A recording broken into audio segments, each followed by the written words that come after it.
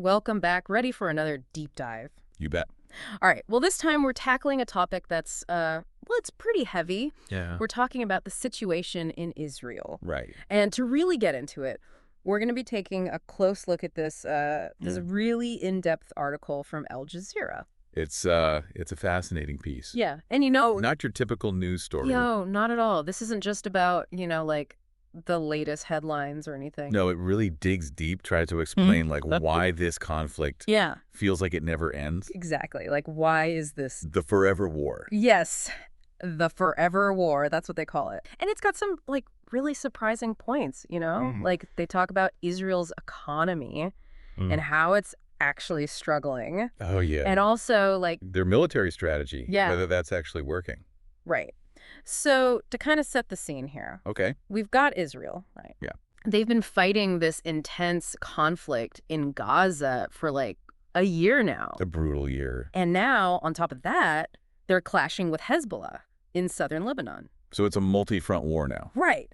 And on the surface, it just looks like, Another military conflict. Right, right.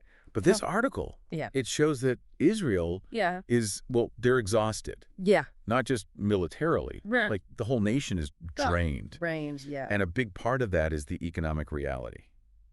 Okay, so what's going on with their economy? Well, get this, the port of Eilat. It's a major economic hub for them. Right. It's actually filed for bankruptcy. What? Yeah, bankrupt. I mean, that's crazy. I wouldn't think a conflict, Right. hundreds of miles away would, bankrupt a port like that. Well, it's the ripple effect, you see. Okay. It's not just the port either. Okay. Agriculture and tourism are struggling too. Right. All because of this. It's like this war. Yeah. It's eating away at their economy. From the inside, yeah. From the inside out. Yeah, that's a good way to put it. And remember, they're fighting on two fronts now. Yeah, you've got Gaza That's right. and now Lebanon. Which is heating up. Yeah, and the article talks about Israel's, idea of this buffer zone. The buffer zone to protect themselves. Right, but then it calls it a chimera. Yeah, basically saying that idea is a fantasy. So it's like they're fighting this unwinnable war. Yeah, this unwinnable war on two fronts. And their economy is tanking. Right, it's a bleak picture, right? Very bleak. But what I find interesting is how the article then shifts. Yeah. It starts looking at, the why. Why they keep ending up here. Right. Why does Israel keep finding itself in these situations? Well, it's not just current politics. Okay. It's a whole mindset. Oh, okay. A military mindset. Right. They talk about Israel's history. Always being outnumbered but still winning. Right. It's like those past victories. Yeah. They've become a trap. It's like that saying, right? If all you have is a hammer. Every problem looks like a nail. Exactly. Yeah. And in this case, the hammer is... Their military. Their powerful military, yeah. And the article makes it clear. Yeah. It's not just a military strategy anymore. Right. It's part of who they are as a society. I see. Think about it. Most of their leaders... Yeah. They have all come from the military. So it's like military action is just... the default. The default response, yeah. But the article questions whether that's always the best approach. Right. Especially given who they're up against. Okay. And that brings us to this concept. Okay. Asymmetric warfare. Asymmetric warfare. So Israel has this huge... Yeah. Powerful military machine, right? Right. But their opponents... they're using totally different tactics. Okay. And they're actually really effective. So what are they doing? Well, it's like... It's like 1,000 paper cuts. Oh, okay. Taking out a giant. I see. Raids, rocket attacks, even economic sabotage. Not your typical battlefield stuff. Right. No. And the article argues that even though these tactics seem small... they add up. Yeah. They drain Israel's resources, frustrate their military, even cause tension with their allies. So instead of clear victories, they're stuck in this constant back and forth. Yeah, this constant state of conflict. Which pushes them further. Down this path. Down this path. Can't escape, yeah. And then, of course, there's the political side of things. Okay, right. The article links this conflict to a political shift in Israel. The rise of the far right, especially among young people. Interesting. And it suggests this constant state of emergency. Yeah. It benefits certain political leaders. Wow. That's a chilling thought. It is. That the conflict itself is like... a tool for survival. A tool for political survival. Wow, and this isn't just about internal politics either, right? Yeah. The article says this forever war, Yeah. it's impacting Israel's relationships on the global stage. It is, especially their efforts to normalize things with some Arab states. Right, right. And speaking of which, the article also talks about the role of The U.S. the U.S., yeah, Israel's biggest ally. But even their support is facing pushback, especially after what happened in Gaza. Yeah, yeah. And this whole thing brings up some really concerning questions about the UN, you know. Absolutely. Like if they can't stop this conflict. What authority do they really have? Exactly. The article even compares it to the League of Nations Oh, wow. and how they were ineffective, Right. which contributed to World War II. It's a sobering thought It is. that even a superpower's actions Yeah. can have these unintended consequences For sure. on global stability. Right. Wow. Yeah, it's a lot to unpack. Yeah, a lot to think That's about. All right, well, let's take a quick break, and we'll be back to dig even deeper into this forever war in just a minute. It sounds good. It's like the whole world's watching this thing just spiral, you know? Yeah, it's... And speaking of spiraling, article, it doesn't hold back. No. It makes some, Pretty alarming predictions. yeah, about the future. Yeah, this is where that whole forever war idea Right. really hits home. Okay. Like, they're saying a peaceful solution might not even be possible. And they point to the rise of, like, Right. extremist ideologies within Israel itself. Right. And it's chilling to read what they're saying, you know? What do they say? That some groups, they actually believe Yeah. ethnic cleansing is the only answer. Wow. Like they want to just Get rid of the Palestinians. get rid of them completely. Yeah, once and for all.